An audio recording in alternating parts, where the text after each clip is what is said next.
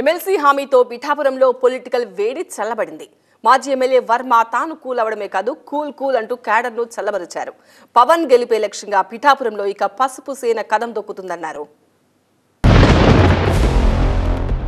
జనసేన పవన్ కళ్యాణ్ పిఠాపురం నుంచి పోటీ చేస్తారు. జనసేన పవన్ కళ్యాణ్ పిఠాపురం నుంచి పోటీ చేస్తారు. అలా ప్రకటన వచ్చిందో లేదో ఇలా అసంతృప్తి రాజుకుంది. పిఠాపురంను టీడీపీ కంచుకోటగా మార్చిన సత్యనారాయణ వర్మకు టికెట్ లేదని రాదని తెలిసి కార్యకర్తలు అభిమానుల్లో ఆవేదన ఆగ్రహ రూపంలో కట్టలు తెగింది. పొత్తుతో తమ నేత ఆశలకు చిచ్చు పెట్టారని వర్మ అనుచరులు అభిమానులు ఆందోళనలకు దిగారు.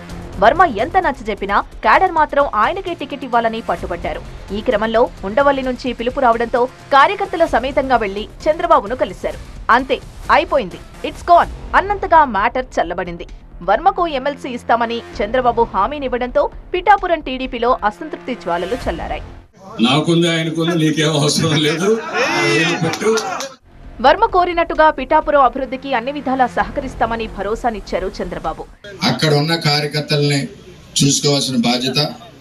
రెండోది, మా నియోజకవర్గానికి సంబంధించి పురుషోత్తపట్నాన్ని తిరిగి ప్రారంభించడం. సార్ ఆదేశాల మేరకు పనిచేస్తా. నేను చంద్రబాబు నాయుడు గారికి తాలిబాన్ లాంటి శిష్యుడు. నేను ఎప్పుడు కూడా పార్టీని పరిగెట్టిస్తాం. అక్కడ తప్పకుండా వారు చెప్పినట్టు అన్ని చేస్తాం. పార్టీ ఎవరెవరిని ఏ విధంగా గౌరవించాలి, ఎవరెవరిని ఎక్కడ పికప్ చేయాలనేది చేసి చూపిస్తాం తప్ప ఊరికే మాట్లాడద్దని. పవన్ ను భారీ మెజారిటీతో గెలిపించాలని దిశానిర్దేశం చేశారు చంద్రబాబు. మీరే వర్మ క్యాండిడేట్ అయితే ఎట్లా పనిచేస్తారో దానికంటే 10 రెట్లు ఎక్కువగా పనిచేసి పవన్ కళ్యాణ్ గారిని బ్రహ్మాండమైన మెజారిటీతో గెలిపించవలసిందిగా ప్రతి ఒక్కరిని కోరుకుంటూ, ఈ తుఫాన్లో ఎవరైనా అడ్డం వస్తే కొట్టుకోపోవడం తప్ప వేరే మార్గం లేదు. రేపే మనకు ప్రధానమంత్రి గారి మీటింగ్ ఉంది. ఆ మీటింగ్ అంతా కూడా మీరు ప్రిపేర్ కావాలి. దర్శి కూడా తొందరగా నిర్ణయిస్తాం.